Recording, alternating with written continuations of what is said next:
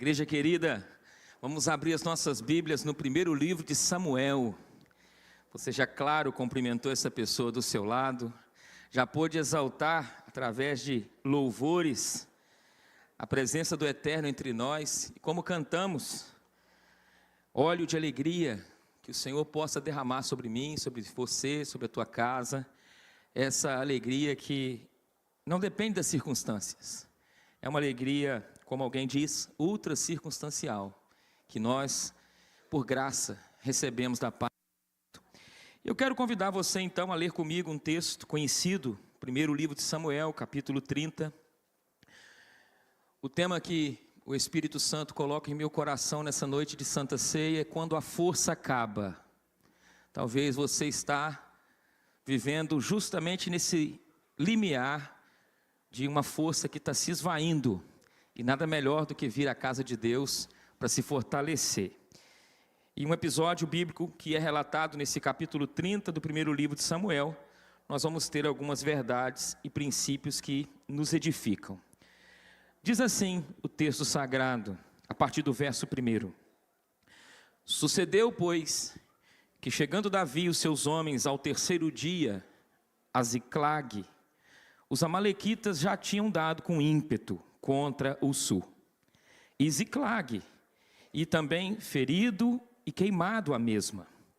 Tinham levado cativas as mulheres que lá se achavam, porém, veja bem, a ninguém mataram, nem pequenos, nem grandes, tão somente os levaram consigo e foram o seu caminho. Davi e os seus homens vieram à cidade, diz o texto, e ei-la queimada. E não só diz o texto que essa cidade se encontra queimada, as suas mulheres, seus filhos, suas filhas eram levados cativos. Então, Davi e o povo que se achava com ele ergueram a voz e choraram até não terem mais forças para chorar. As duas mulheres também de Davi foram levadas cativas, Ainoã, a jezreelita, e Abigail, a viúva de Nabal, o carmelita. Davi muito se angustiou, porque o povo falava de apedrejá-lo. Todos estavam ali em amargura, cada um por causa de seus filhos e de suas filhas. Porém, Davi se reanimou no Senhor seu Deus. Davi disse a Abiatar, o sacerdote, filho de Aimeleque: traze-me aqui a estola sacerdotal. E Abiatar a trouxe a Davi. Davi então consultou ao Senhor, dizendo: eu vou perseguir esse bando, eu vou alcançá-lo.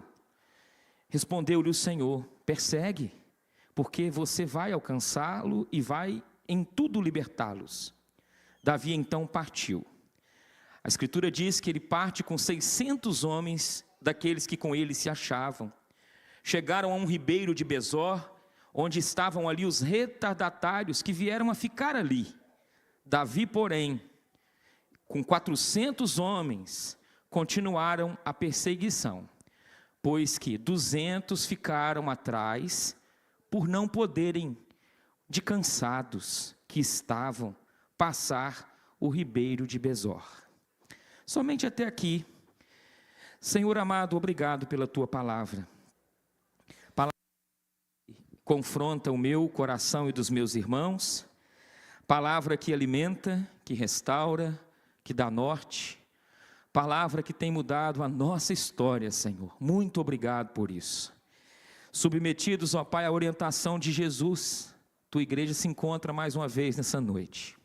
Que o Senhor possa dar graça ao que fala, ao que ouve, para compreender, Pai, a preciosidade que essas sagradas letras têm para o nosso coração.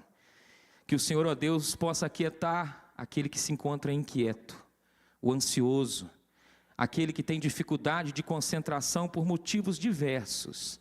Que o Senhor dê graça a ele e a ela, para nesses minutos de investimento na sua vida espiritual, não só os aqui presentes, mas aqueles que estão vendo por uma mídia, que possam também ser agraciados com essa mesma graça da parte do Senhor, em nome de Jesus. Amém.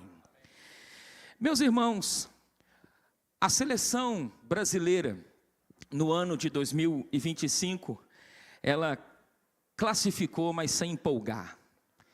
E lendo esse texto, algumas coisas de forma introdutória me chamaram a atenção.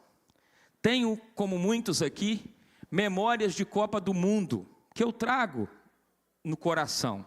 Ruas enfeitadas, bandeirolas na rua onde cresci, papai chegando mais cedo do serviço, trazendo ali um refrigerante para a gente estourar a pipoca para ver o Brasil de 82, de 86. Memórias que eu trago nas Copas do Mundo e das Copas do Mundo. E um detalhe me chamou a atenção, que talvez você nunca se ateve, diante da pergunta que fiz ao meu coração, das memórias que eu trago, eu te faço também. Quais são as memórias que você tem? Não sei se você sabe, mas todas as seleções campeãs trazem algo em comum. Qual? Elas trazem no seu elenco campeões que nunca entraram em campo. Em 1958, Pepe, campeão, não entrou em campo. 1962, Pepe, campeão, não entrou em campo. Em 1970, Dadá Maravilha, campeão, não entrou em campo. 94, Ronaldo, Zete, Ronaldão, campeões, não entraram em campo. E 2002, Rogério Ceni, não entrou em campo. Pensando nisso, eu pergunto para ti, isso é justo? Ser campeão sem entrar em campo? Quando nós observamos essa realidade introdutória e o texto que lemos, nós temos 600 homens que saem com Davi, 200 desistem, ficam no caminho. Guarde isso no coração. Mas também penso eu e respondo aos irmãos, eu acho justo. Por quê? Eu acho justo que eles são campeões porque eles participaram de treinos exaustivos, de preleções. Eles foram gente que animou diante das cargas pesadas, ajudaram com presença, com amizade, sofrimento, nas muitas incertezas de passar mais de 30 dias longe dos seus. São campeões, sim. Os roupeiros são campeões. Aqueles que cuidam dos detalhes das suas seleções são campeões, sim, é o que este mensageiro pensa. Mas esse texto que fala do povo de Deus afligido, mostra para nós algumas coisas que eu convido você a nós extrairmos aqui. Primeiramente, no capítulo 30, do verso 1 a 6, um primeiro ponto. Servos de Deus chegam a momentos de terrível aflição. Davi está vindo de um período de muitas decisões erradas. E quando Davi chega no capítulo 29, ele está nas mãos do inimigo, do povo inimigo do seu povo. E Davi, curiosamente, se coloca como guerreiro para lutar contra o seu povo. E pasmem vocês, quase que ele vai para a luta contra o seu próprio povo, mas Deus não permitiu. Isso é o capítulo 29. E no capítulo 29 você vê, terminando esse capítulo, Deus o livrando de lutar contra o seu próprio povo. Então ele caminha 1, 2, 3 dias, junto com o seu exército, e chega até o local onde estão as suas esposas, os seus filhos, crianças, filhos jovens, numa distância de aproximadamente 100 quilômetros, ele e os seus homens partindo em direção às suas famílias, após ele ter sido rejeitado pelos pagãos. E esta volta, imagine comigo, acompanhada de muita expectativa. Quanto tempo eles passaram longe de casa, receber talvez o abraço da família, comer aquela comidinha tão bem feita de algum parente chegado ali na Ziclag, ao qual eles tão bem conheciam, alegria em rever colegas, e possivelmente em algum momento, no caminho de 3 dias, algum deles observou fumaça. E quando viu aquela fumaça ao longe, começou então a mostrar para o outro: você está observando lá embaixo? Uma fumaça que cada vez fica mais cinza e mais próxima de nós. E eles se sentem alarmados. E quando chega na cidade, você vê do verso 1 a 6, a cidade se encontra arrasada. Não há morte, mas há cativeiro. Eles não matam, mas levam cativas as crianças, as mulheres. Imagine você, marido, chegando em casa e de repente você observa sua esposa, seus filhos foram levados num contexto histórico, aonde nós vemos uma mentalidade bem primitiva, e aqueles homens, penso eu, eles se desesperam, e estes homens guerreiros, fortes, diante do que presenciam, choram até não ter mais forças. Está dito no versículo 4, Davi e o povo que se achava com ele ergueram a voz e choraram, até não ter mais força. Você já atravessou um momento assim, de chorar, mas chorar até não ter mais força? Você já atravessou um momento como Clarice Lispector, uma poetisa, disse certa feita, sobre o desespero do choro silencioso. Ela diz acerca de um dos seus personagens: ela chorava até ficar com os olhos secos, o choro era por dentro. E esses homens estão chorando por percas, chorando pela família, chorando pelas esposas e filhos que foram levados, mas eu sei que eu estou também diante de uma igreja que também suas lágrimas trazem no coração muitas situações que têm levado você a chorar. Talvez a perca de alguém muito amado, alguém querido. Talvez você já chorou pela incompreensão de uma realidade que você se via bem compreendido e de repente, incompreensão. Você talvez tenha chorado diante da solidão, porque a solidão ela pode ser sua amiga, mas também sua inimiga. E em meio a essa solidão inimiga, você tem derramado lágrimas. Não são poucos aqueles que no nosso tempo têm chorado por causa da exaustão, cansaço de tentar e não ver nenhum sinal. Acúmulo de frustrações, orar e chorar por libertações, ou talvez chorar pelos próprios hábitos pecaminosos. É o 1 Samuel capítulo 30, homens fortes, guerreiros, chorando, até não ter mais forças. Eles chegam, tudo é levado embora, e alguém disse que chegar no fundo do poço é mais ou menos chorar até não ter mais forças, mas de repente, quando abre o poço, você vê que não era o fundo ainda, que tem um lugar mais fundo que o fundo do poço, é o que esses homens estão vivendo. Aí eu penso que 1 Samuel capítulo 30 é uma realidade que não é só de Davi, ela é também uma realidade que a igreja de Cristo vive. Não só a igreja fora da nossa cultura, não só a igreja na África, não só a igreja no Oriente. A igreja, ela sabe nos seus processos históricos que essa é a sua realidade. Eu imagino aqueles homens seguindo Davi, e tenho absoluta certeza, seguir Davi não é fácil. Seguir Davi é seguir a porta estreita. Seguir Davi é ter a convicção, curiosa convicção, de que de repente você tem que se esconder numa caverna. Por que disso? Estou seguindo esse homem chamado Davi, que é uma promessa que ele é rei. Eu tenho absoluta certeza que Deus está com ele, mas seguir Davi leva você a se esconder em cavernas. Seguir Davi leva você a de repente estar num acampamento, e diz o texto, ser invadido o acampamento e ser levado aquilo que é de mais precioso, seus familiares. Isso é seguir Davi. Seguir Davi é muitas e muitas vezes entender que é o Evangelho, a porta estreita, ao qual as aflições da vida nunca serão as letras miudinhas do contrato.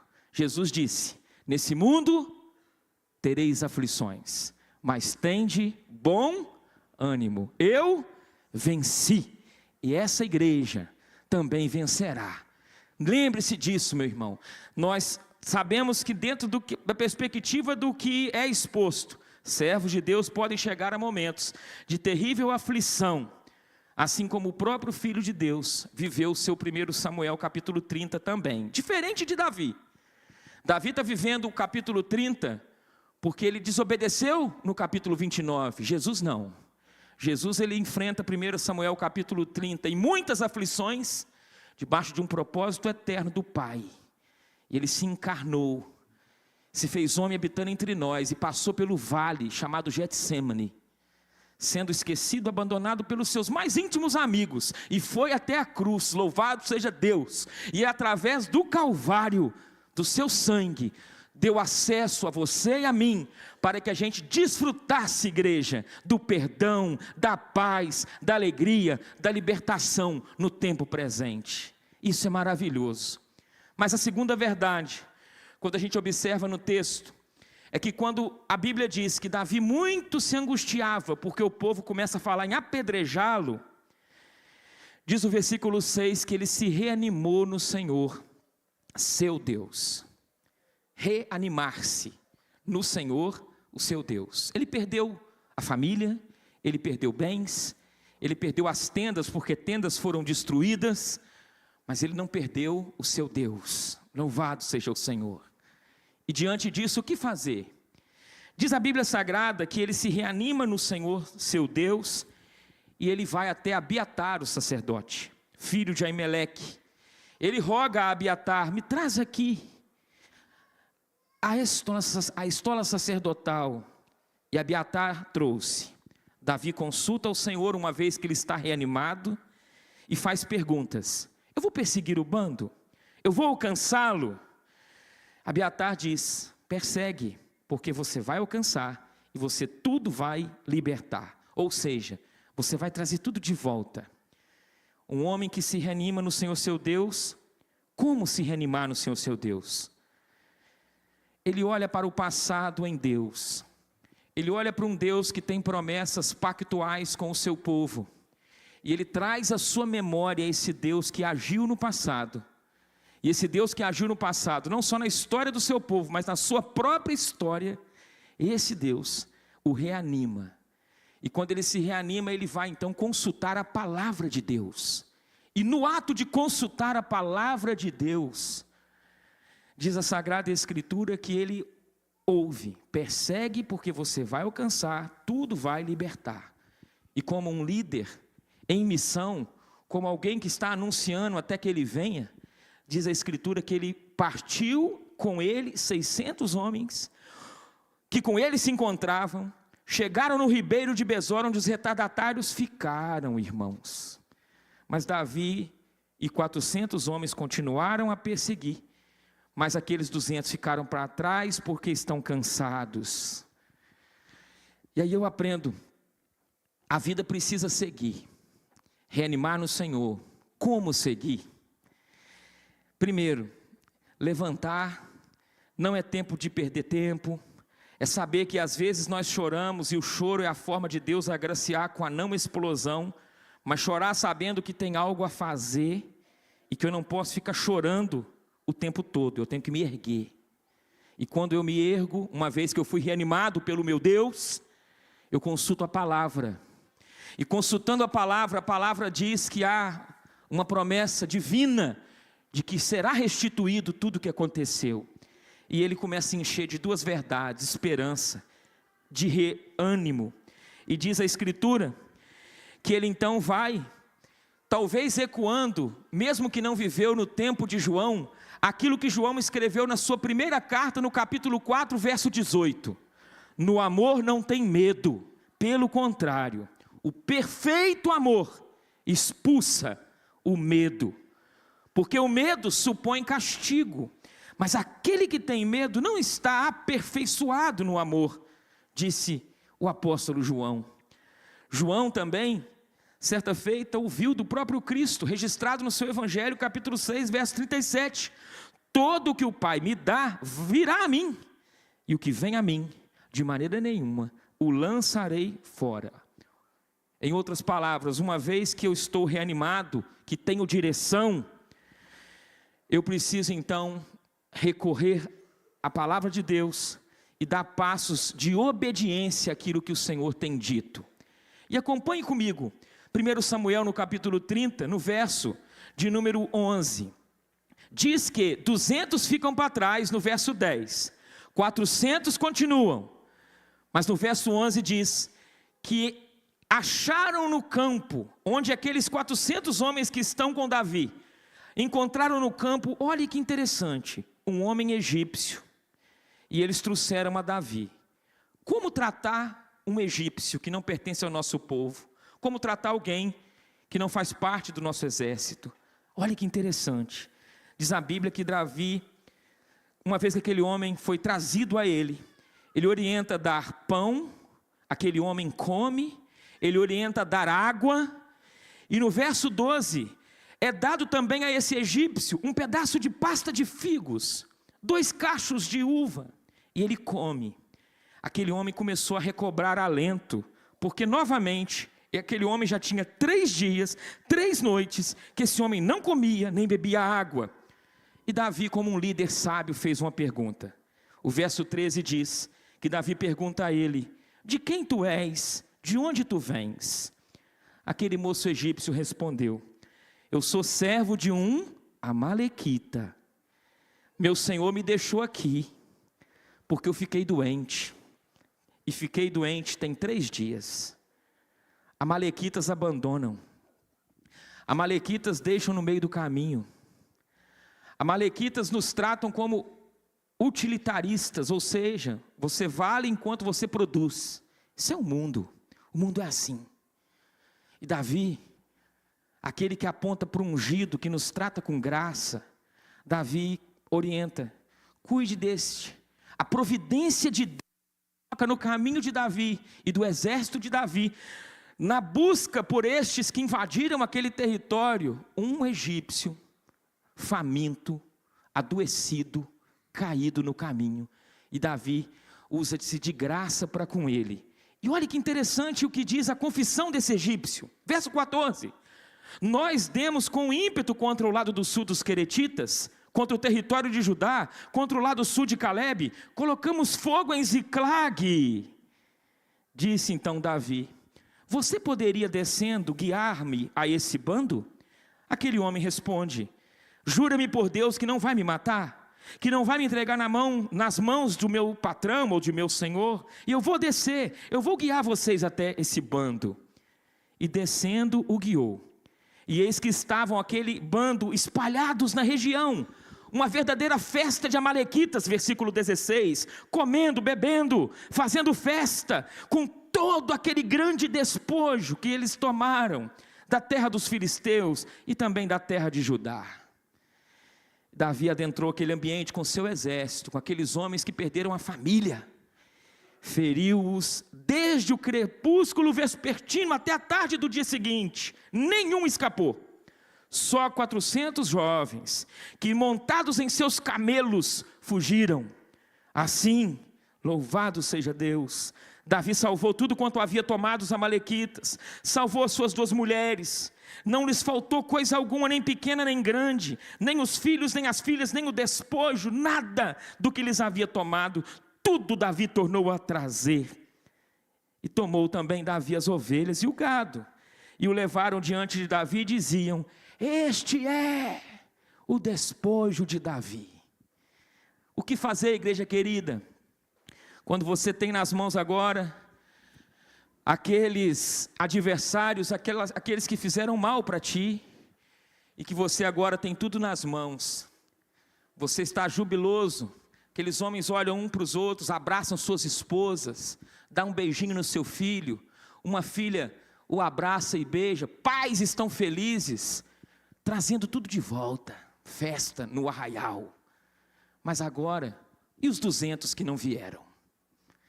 400 lutaram, e os 200 que ficaram com a bagagem? De repente começa agora um zum no meio do exército vencedor. Não é justo que eles que não lutaram receber. E começou um zum. Se nós então observarmos isso, a gente então vai agora observar aquilo que Jonathan Edwards certa feita disse acerca da providência de Deus. Jonathan Edwards certa feita disse: a providência de Deus é como uma tapeçaria.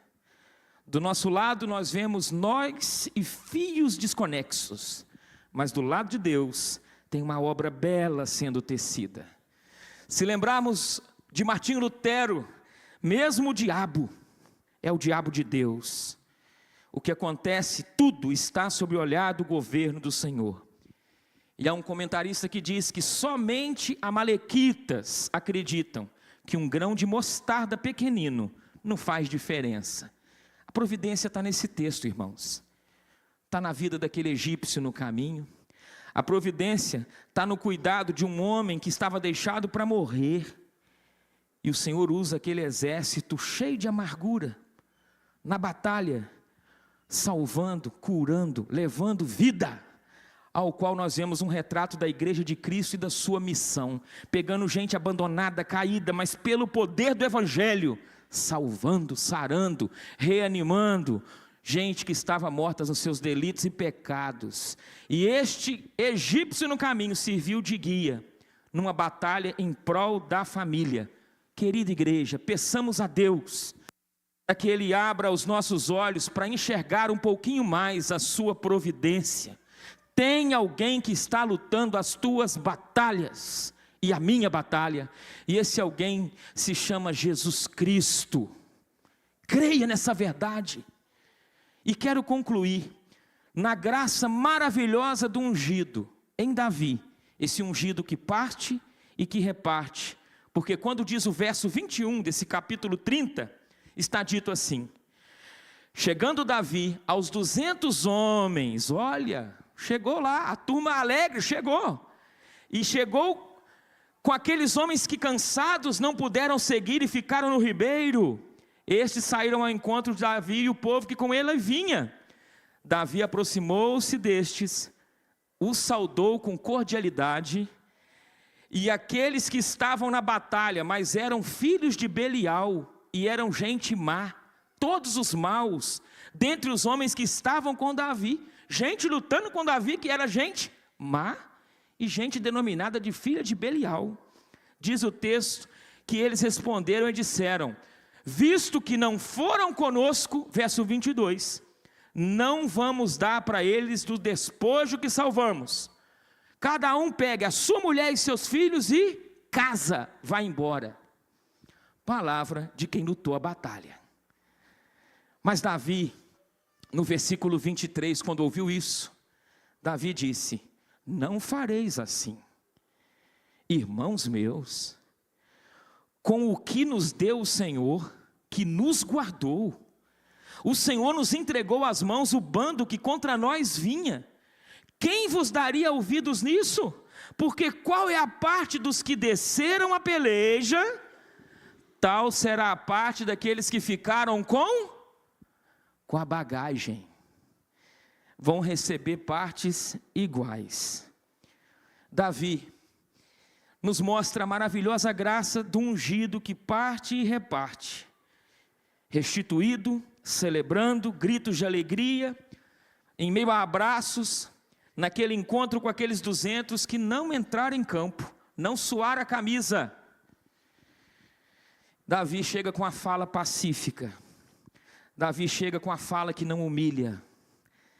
Provérbios 16, 24, palavras agradáveis, igreja, são doces como mel, são doces para o paladar e trazem cura para a alma.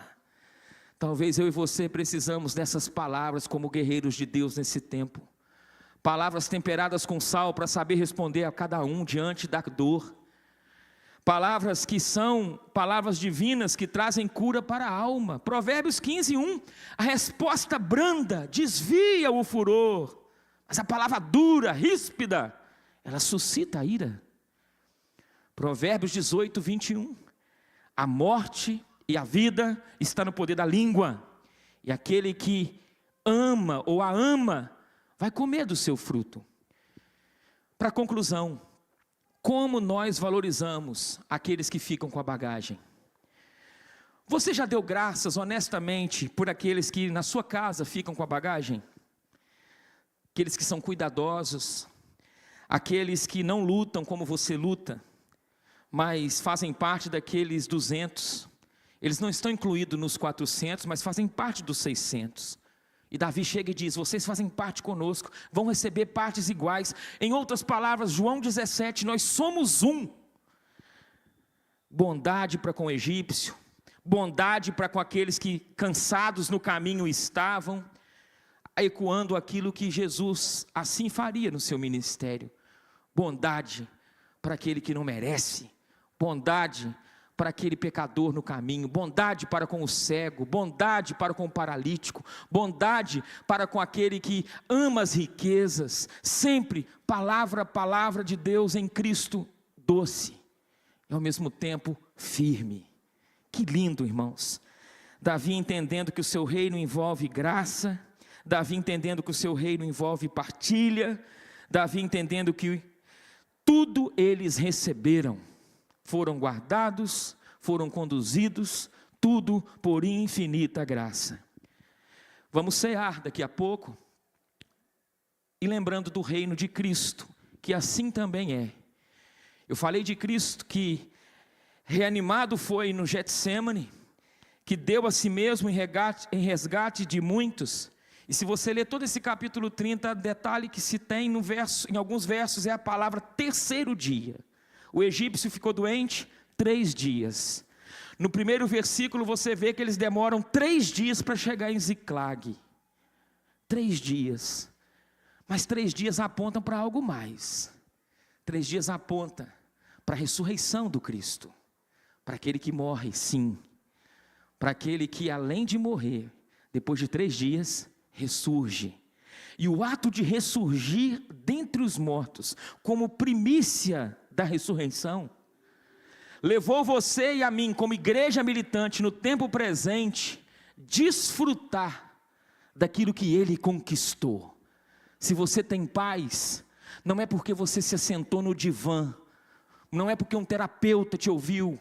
A paz na vida de um cristão, ela vem do Cristo, ela vem da palavra de Deus, ela vem da ação do Espírito Santo.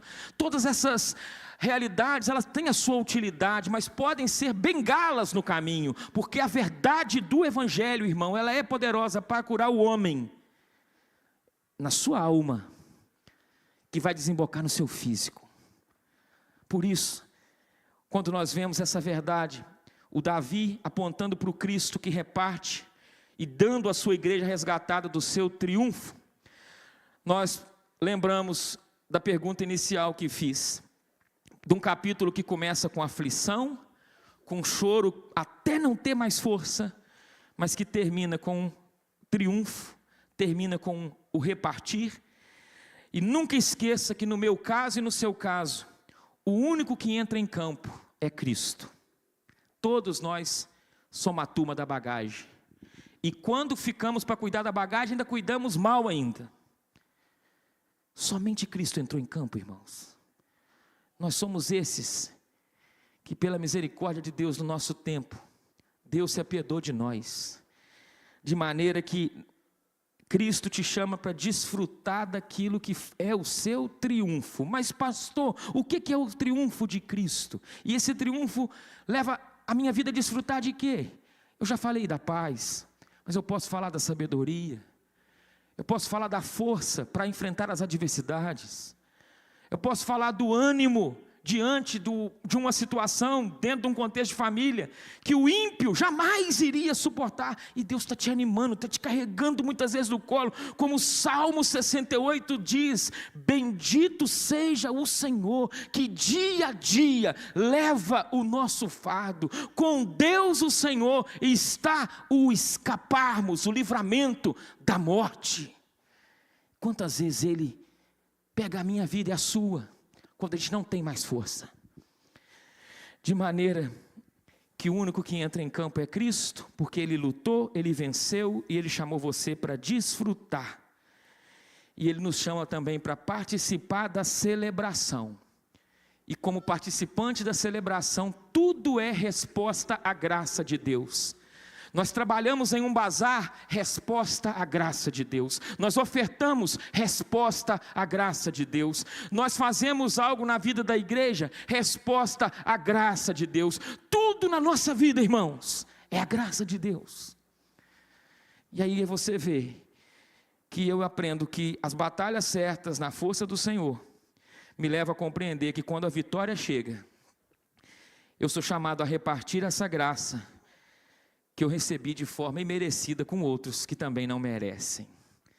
Aí eu posso me ver como um discípulo do Senhor, entendendo que eu sou um servo ainda ao qual, aquele que faz só o que deve fazer, qualidade talvez de um servo inútil, um servo que é usado no tempo, como todos nós, mas tudo com uma responsabilidade, porque a graça de Deus tem nos motivado. Amém, igreja?